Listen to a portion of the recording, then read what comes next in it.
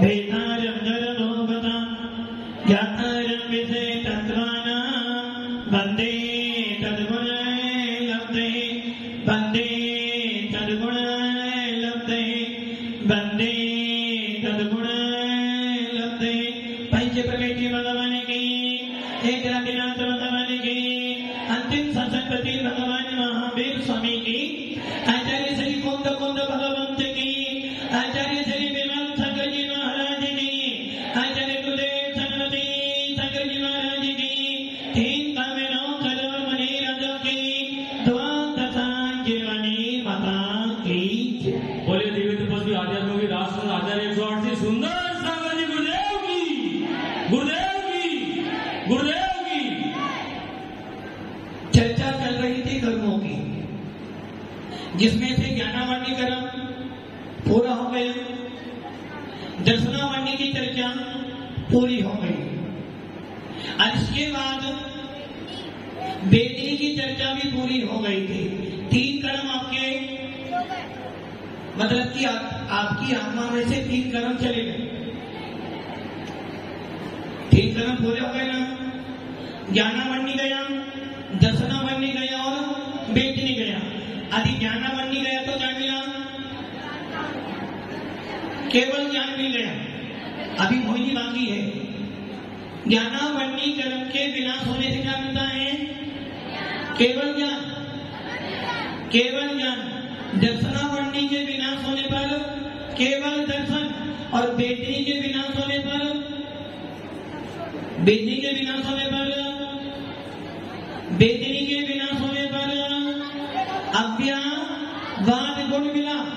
अभी मोहिनी, अभी मोहिनी, इसलिए अनंत विशेषण कब लगेगा? जब अंतराय चला जाएगा।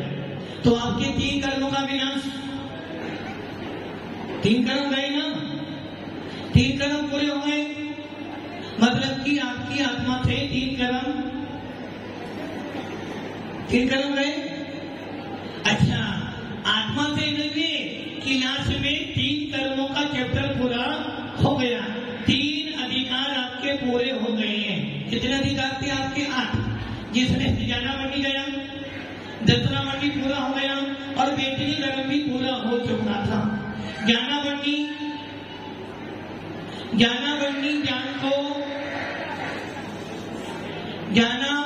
ज्ञान को आवृत करता था। दर्शनावरणी आत्मा के दर्शन पे आवरण करता था। वेदिनी कर्म सुख दुख के साधन देता था, जिसके कारण हमें आकुलता होती थी। अब आ रहा है सबसे बड़ा राजा। इन 8 कर्मों में राजा कौन है? आप कौन हो? 8 कर्मों का राजा मोहिनी और 7 कर्मों का राजा जीव।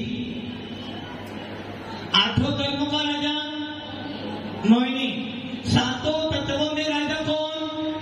7 तत्व होते हैं, जीव, अजीव, आश्रम, बंध, संबर, निग्रह और मोक्ष। इन 7 तत्वों में राजा कौन है? कौन? जीव, मोक्ष। सोच लो, 7-8 धर्म थे, ज्ञानावरणी, दर्शनावरणी, वेदिनी, मोहिनी, आयु, नाम, भूत और अंतराय। इन 8 कर्मों का राजा कौन था? मोहिनी। और ये मोहिनी क्या करता था? क्या करता मोहिनी? संसार में घुमाता है, संसार में। मोहिनी कर्म क्या करता है? मोहित करता है। जिस प्रकार मदिरा पीने के बाद व्यक्ति अपनी बुद्धि को तिरोहित कर लेता, अपने आप को भूल जाता है, अच्छी वस्तु को गलत कहता है, गलत को अच्छी कहता है, वैसे ही मोहिनी ने क्या किया? आपके ज्ञान पर आवरण डाल दिया, जिसके कारण आप पर वस्तु में राग, द्वेष, मोह करते हो, जिसके कारण संसार में परिभ्रमण करते हो। तो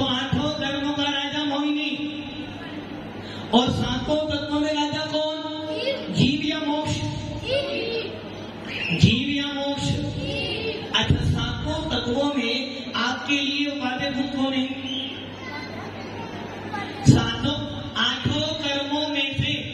आठों कर्मों में से आपके लिए सबसे उपादेय भूत कौन सा कर्म है? आठों कर्मों में से पहले कानों से सुनो, फिर मस्तक से सोचो, फिर दिल से विचार करो और फिर मुख से। आठों कर्मों में से सबसे ज्यादा उपादेय भूत कौन सा कर्म है? अभी सुनो, आठों कर्मों में से सबसे ज्यादा उपादेय भूत कौन सा कर्म है?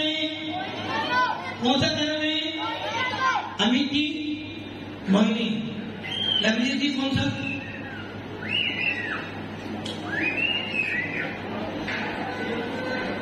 धनपाल जी, आठों कर्मों में से सबसे ज्यादा उपादेय भूत कौन सा कर्म है? बच्चे जानते हैं कौन सा है? कौन सा है? तो जोर से बोलो। हाँ नैना जी, आठों कर्मों में सबसे ज्यादा उपादेय भूत कौन सा कर्म है? पूजा जी, कौन सा है? आठों कर्मों में से सबसे ज्यादा खतरनाक कौन सा कर्म है? तो आठों कर्मों में सबसे ज्यादा उपादेय भूत कौन सा है? कौन सा है? उपादेय का क्या होता है? तो मोहिनी कर्म ग्रहण करोगे। आठों कर्मों में से कोई भी कर्म उपादेय भूत नहीं है। ऐसा मोहिनी जना रहे हो। उपादेय मतलब ग्रहण करने योग्य जो मेरे लिए सात भूत है, और आठों कर्मों में से कोई भी कर्म उपादेय भूत। क्या आपको आठों कर्म ग्रहण करने हैं क्या? फिर मोहिनी कब से होगी? आठों कर्मों का राजा मोहिनी। सात तत्वों में राजा कौन? जीव या मोक्ष? अब सोचो, सातों तत्वों में से सात तत्वों के नाम सबको बताएं, 9 पदार्थों के नाम भी सबको बताएं। अब 9 पदार्थ बोलो, 7 तत्व बोलो। इन 9 और 7 में उपादेय भूत जीव या मोक्ष है? अमित जी, मोक्ष। राजू जी, मोक्ष। जाना कहाँ है? जाना कहाँ है? ओ मेरे आत्म प्रदे जहाँ सिद्धो आए देश चलो अब वहाँ चले। सातों तत्वों में से उपादेय भूत कौन है? सातों तत्वों में उपादेय भूत कौन है?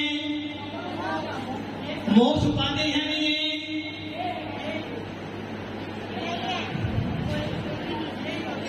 एक छोटी सी मुझे बात याद आ गई, बोल दूं नैना जी? बोल दो, बुरा नहीं मानना। चल बोल देता हूं। एक घड़ा है, जल से भरा हुआ है। यदि आप उसे लेकर जाओगे और जल और डालोगे तो क्या होगा? जल भर देगा। अब एक घड़ा ऐसा है जिसमें थोड़ा जल है, क्या करेगा वो? झलकेगा, आवाज करेगा। और एक घड़ा ऐसा जिसमें पूरा कोरा है, वो अच्छा कौन सा है? 3 घड़े हैं, एक घड़ा पूरा खाली है, एक घड़े में थोड़ा जल है और एक घड़ा पूरा जल से भरा हुआ है। आपने उसमें यदि भरे जल में और जल डालो, क्या हुआ? जल बेकार हो जाएगा। एक घड़ा थोड़ा सा भरा हुआ था, थोड़ा खाली था, तो क्या करेगा वो? आवाज करेगा, और आवाज करने वाला अच्छा। और एक पूरा खाली है, बताओ तीनों में से बढ़िया कौन सा है? खाली बढ़िया, तो समझ जाओ बढ़िया। आप ये बता दो, 7 तत्व हैं, उपादेय भूत कौन सा? जीव या मोक्ष है?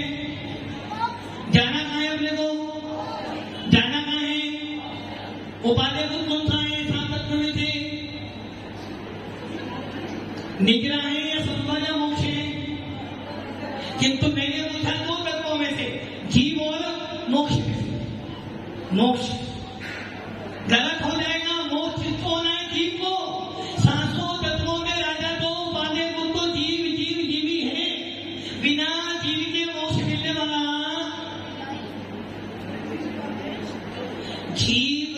तो उपाधि ही सर्वोपरि उपाधि तो जीव ही है। यदि जीव नहीं तो मोक्ष नहीं, और मोक्ष नहीं तो संसार मिलेगा। तो चर्चा किसमें चल रही थी? 8 कर्मों में से 3 कर्म पूरे हो चुके गिलास में। अब चल रही है बात मोहिनी की। मोहिनी कौन है? कर्मों का राजा। यदि इसको जीत लिया तो सबको जीत लिया। और आपने सुना होगा जब कभी पुराने समय में राजा होते थे और आज भी सेनाएं होती हैं, कभी भी कोई गृह मंत्री युद्ध करने नहीं जाता। युद्ध करने कौन जाता है? सेना। कभी भी लड़ाई हो जाए, कभी नेता नहीं मरता। मरता कौन है? सैनिक। और सैनिक मरा तो नेता मरे हुए के बराबर हो गया। वैसे ही राजा बैठा हुआ है, सेनापति युद्ध करने गया। यदि सेनापति जीत जाए तो जीत किसकी है? राजा की है। और सेनापति हार जाए तो हार किसकी है? तो वही सेनापति हार, राजा को हार। राजा तो ही बैठा हुआ है। राजा वही होता है जिसके पास सेना होगी। जब सेनापति बंदी बन गया तो राजा अपने बंदी। वैसे ही यदि 8 कर्मों में से हमने मोहिनी को जीत लिया तो समझ लेना सारी सेना 7 कर्म पड़े रहेंगे और आप सीधे से सीधे राजा बनकर बैठोगे। तो करना क्या है? राजा कौन था? मोहिनी। मान लो राजू जी ने 7 कर्मों का विनाश कर दिया, बस 1 कर्म बचा है मोहिनी। बताओ राजू जी सुख प्राप्त कर सकते हैं? क्यों? 7 कर्म गए, 1 ही बचा है मोहिनी। और अमित जी ने मोहिनी का पूरा विनाश कर दिया। बलवान कौन था? समझदार कौन है? राजू जी, अमित जी है? राजू जी। अरे 7 गए ना, 7। अरे 7 गए तो हैं, किंतु अभी उनका पिताजी मोहिनी बैठा हुआ है। यदि मोहिनी बैठा है तो 7 कर्म वापिस। और ऐसा हो नहीं सकता कि मोहिनी के बिना 7 कर्मों का विनाश। ऐसा क्यों? ऐसा क्यों? ऐसा क्यों कि 8 कर्मों में से 7 कर्म विनाश हो जाए, मोहिनी रह जाए? ऐसा हो नहीं सकता। नहीं हो सकता ना? हाँ राजू जी, ऐसा क्यों? क्योंकि सबसे पहले मोहिनी कर्म का ही विनाश होता है। सबसे पहले मोहिनी जाएगा जब, अरे भैया पहला सेनापति को तो मारो। जब तक राजा नहीं मरेगा तब तक खजाना भागने वाली। यदि सेनापति अकेला भी बचा हुआ तभी राजा हारा नहीं है, अभी युद्ध चलता रहेगा। इसलिए सबसे पहले राजा को ही, सबसे पहले किसको भगाना है? मोहिनी को। मान लो तुम्हारे चौके में एक मुनिराज आए हुए हैं, एक अधिकारी आए हुए हैं, एक महाराज जी छोलिका। सबसे पहले किसको हल कराओगे? आचार्य।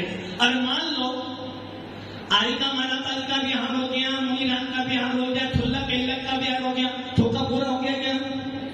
क्यों? अभी कौन बैठा है?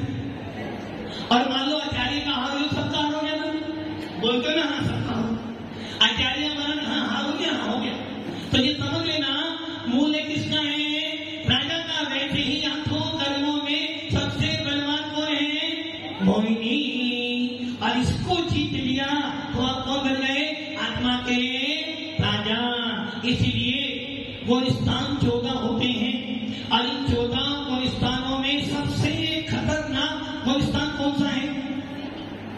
सोच लेना, सोच समझ कर बोलना। सबसे खतरनाक पहला नहीं हो सकता, उससे सबसे खतरनाक गोलिस्तान कौन सा है? मनोज जी बोले छोटा सबसे खतरनाक है। हाँ कैलाश जी, कौन सा सबसे खतरनाक? पहला क्या सोच सकते? जब 11वें वाला पहले में आ सकता है। सबसे खतरनाक कौन सा गोलिस्तान है? सोच। 10वां? हाँ 10वें में दर्शाए थे। सबसे खतरनाक गोलिस्तान इसको परास्त करने के लिए बड़ी मेहनत करनी पड़ती है, बड़ी मेहनत, बड़ी मेहनत। मैं थोड़ा सा हिंट दे दो ही। विषयों की आसान है जिंदगी, सबसे ज्यादा मेहनत करनी पड़ती है उस गुलिस्तान को प्राप्त करने के लिए। और थोड़ा दिमाग लगा, मोनी सकले बड़ी बड़े भागी, सबसे ज्यादा मेहनत करनी पड़ती है उस गुलिस्तान के लिए। पूरा पसीना निकल जाता है जब जाकर वो गुलिस्तान मिलता है।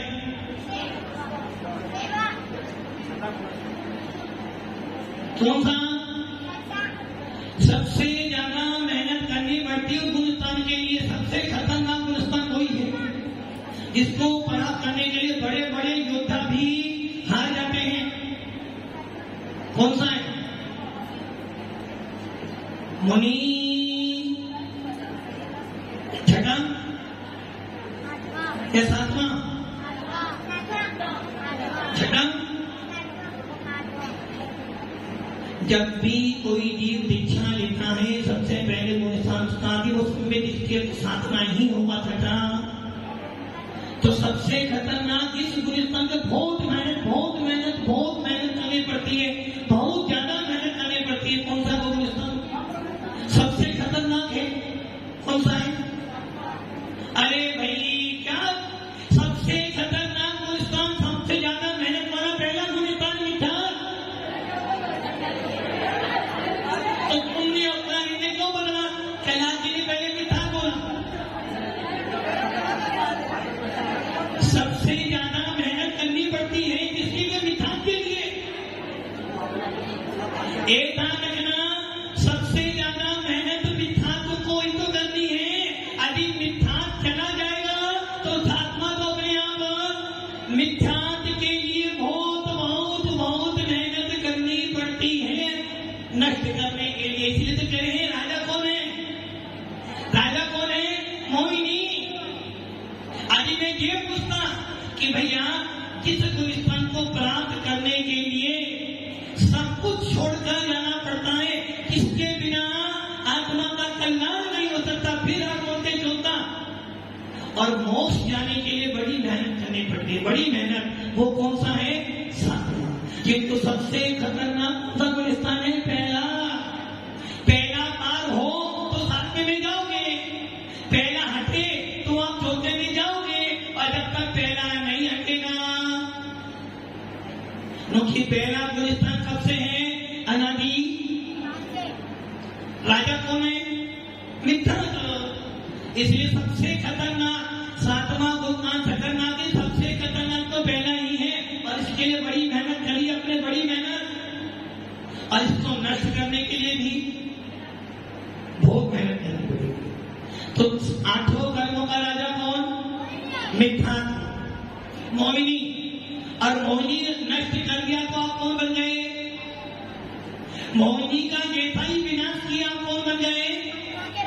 12वें गुलिस्तान में आ गया। और 12वें वाला कभी नीचे कहां जाएगा? अरहत बनेगा और सिद्ध बन जाएगा।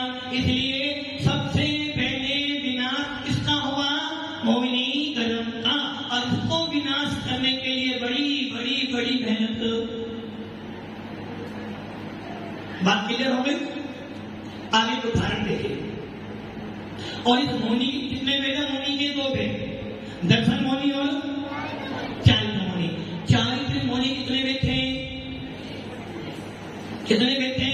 25। अनंतानुबंधी क्रोध मान माया लो, अप्रत्याखान क्रोध मान माया लो, प्रत्याखान क्रोध मान माया लो, स्वजन क्रोध मान माया लो, और हास्य रति अरति शोक में जुप्सा स्त्री में पुरुष भेद न पुरुष। ये 25। और दर्पण मोहिनी 3 भेद थे, मिथ्या, सम्यक मिथ्या और सम्यक अनर्थ। इन 28 भेद वाला कौन है? मोहिनी। और मोहिनी के 28 में सबसे पहला खतरनाक नाम किसका है? मिथ्या। अच्छा, रामायण में सबसे ज्यादा खतरनाक व्यक्ति कौन था? रामायण में सबसे ज्यादा खतरनाक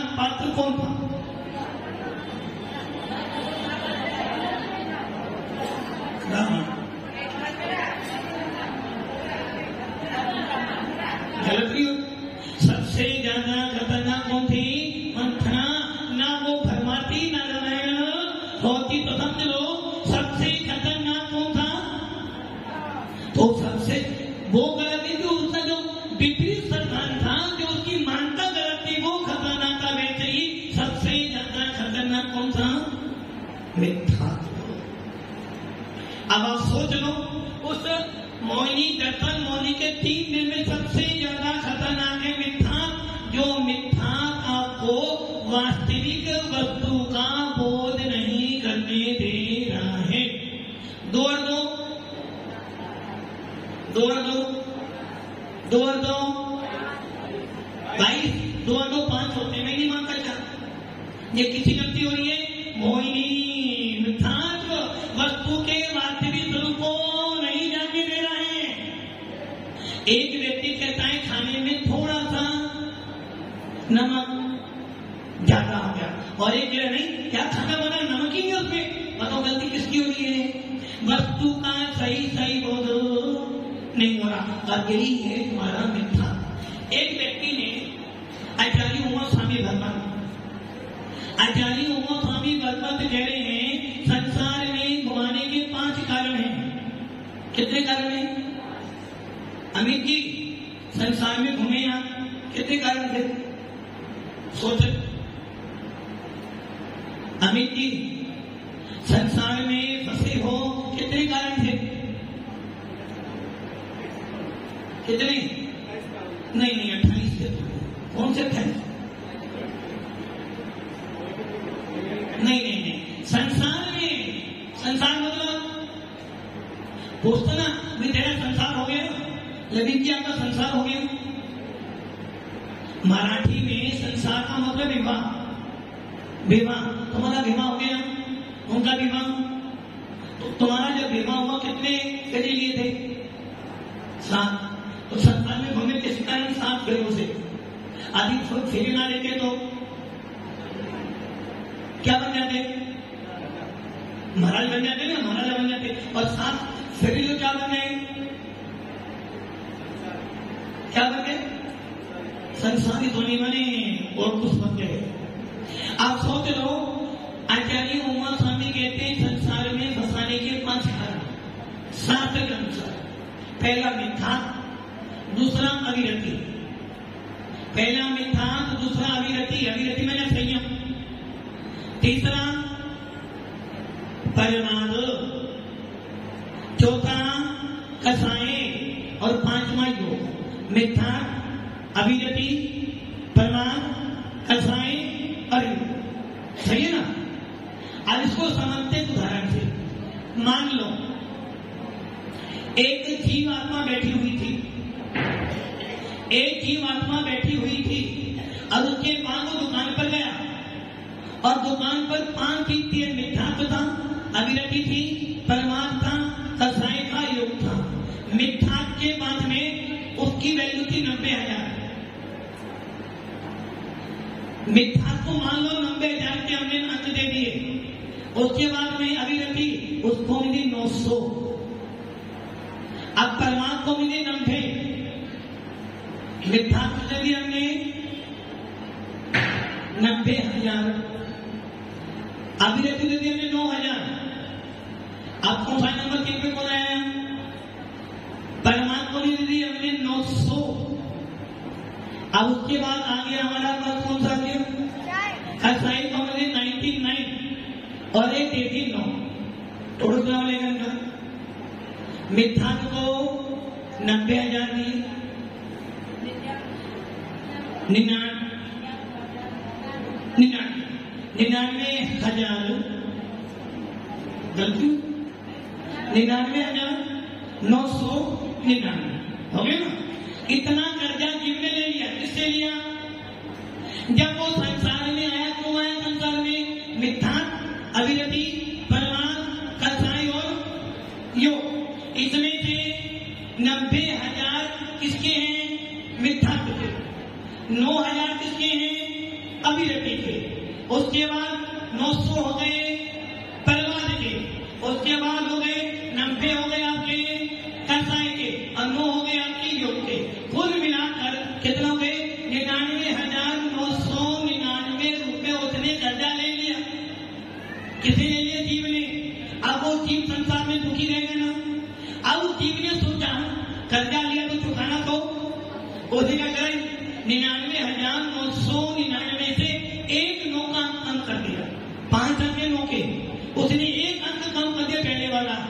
कितने बचे? 9,900। यदि ऐसा व्यवहार करोगे तो हानि हो जाएंगे। 99,999 थे, उतने एक 9 का अंक कम कर दे, कितने बचे? 9,900। इसका मतलब क्या हुआ? उतने मिठास का 90,000 कर्जा पूरा चुका दिया। अब कोई पूछे भाई कर्जा चुका या क्या बोलोगे आप? धनपाल जी कर्जा बाकी है अभी? अरे भाई कर्जा तो बाकी है थोड़ा सा, किंतु मोटा मोटा सारा। अब मैं हल्का हो गया हूं। अब मैं किससे हल्का हो गया हूं? मैंने 90,000 बेटे ही संसार में जब भी आया तो मैंने मिठा हटा दिया, तो क्या हो गया? अब मैं कर्जा तो हूं, किंतु ये कर्ज तो ऐसा है छुट्टी में निमट जाए कि मैंने मिठा को हटा दिया। सबसे बड़ा कर्जा कौन सा है? मिठा। 90,000 मिले। अब क्या करा उसने?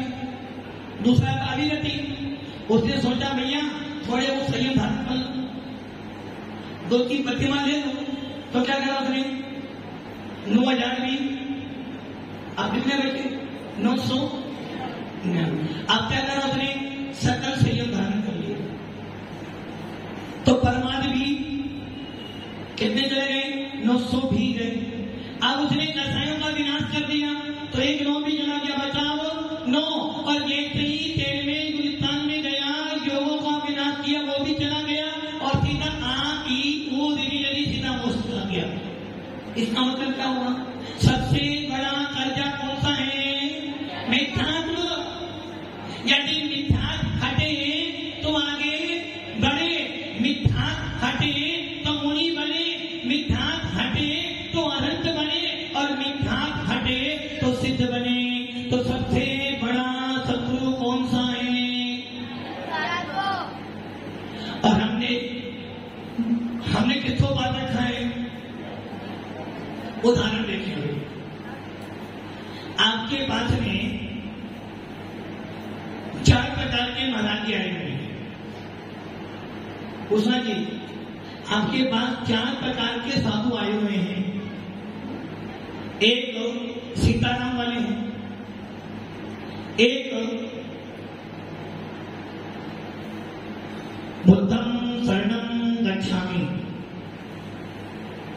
एक है भगवान महावीर ने विवाह किया था, समझे ना? और एक अरहंत शरणम गच्छामि। 4 हो गए। पहले कौन से हैं? अरहंत शरणम गच्छामि, हिंसा परमो धर्म कीजिए, वीतराग शासन कीजिए। एक महाराज को बैठे। दूसरे महाराज कह रहे हैं भगवान महावीर वो महावीर, भगवान महावीर वो महावीर जो हिंसा के पुजारी थे, भगवान महावीर वो महावीर जिन्होंने विवाह किया था, जिनके 2 संतान थे।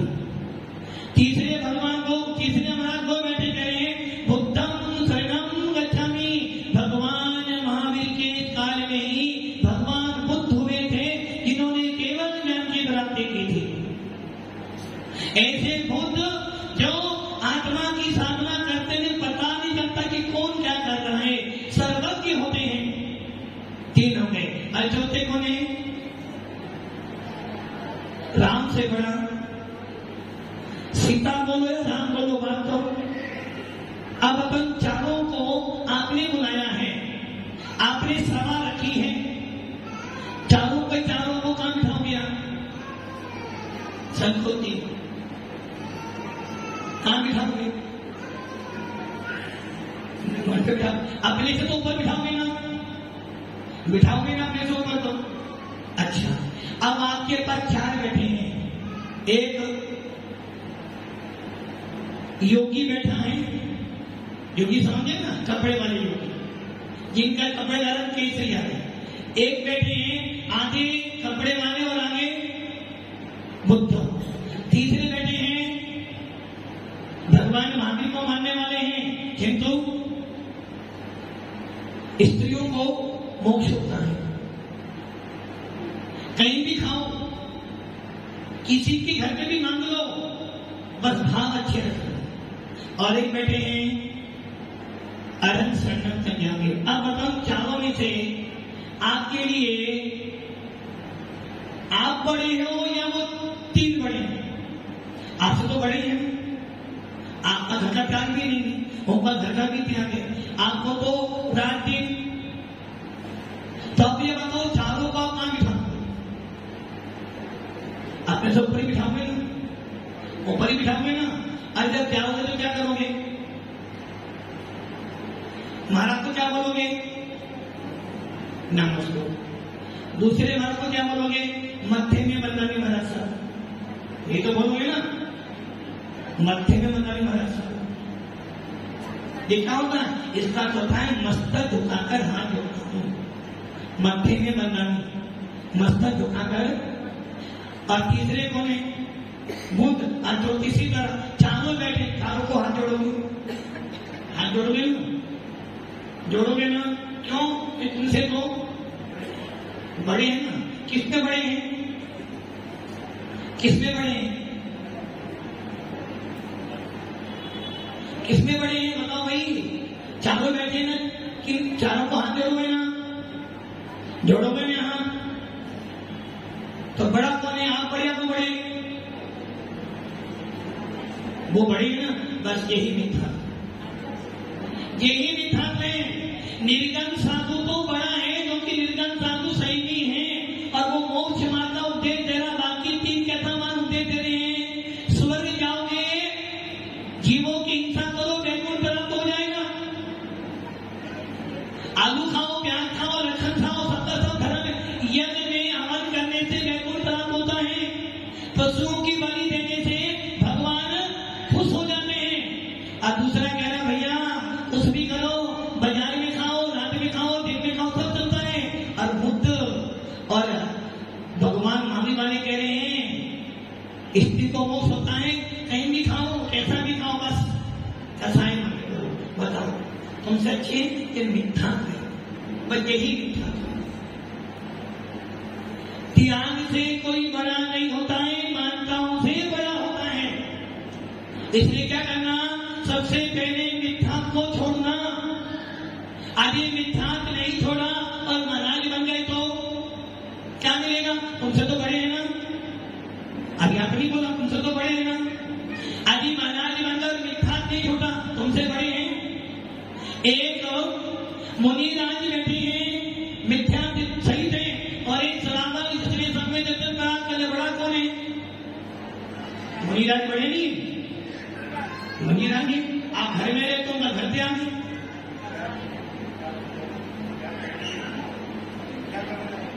क्या करें? अभी क्या बोल रहे थे? हमसे तो बड़े हैं, बस यही तो मिथ्या में यही समझना है। इसलिए मिथ्या सबसे ज्यादा खतरनाक है। आचार्य समर्थ स्वामी कहते हैं अपने रतन करण पापाचार में, सबसे बड़ा शत्रु यदि कोई तुम्हारा है तो मिथ्या को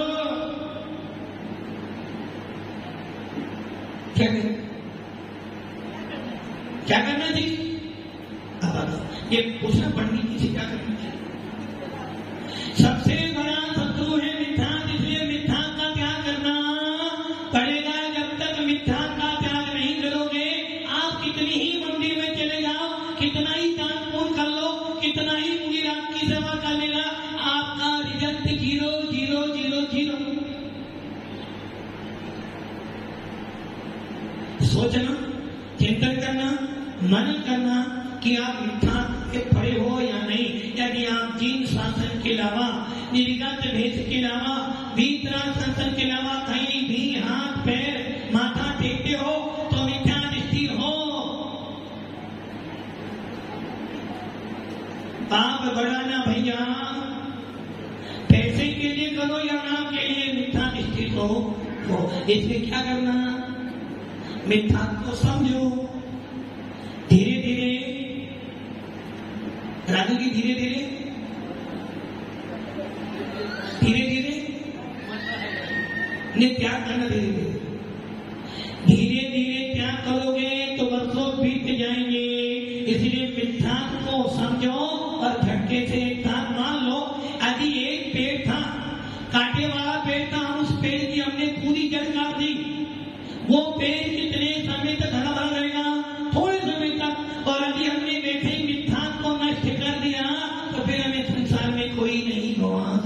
सबसे बड़ा शत्रु है मीठा। इसको समझो और इसका त्याग करो। ओम नमः सिद्धे।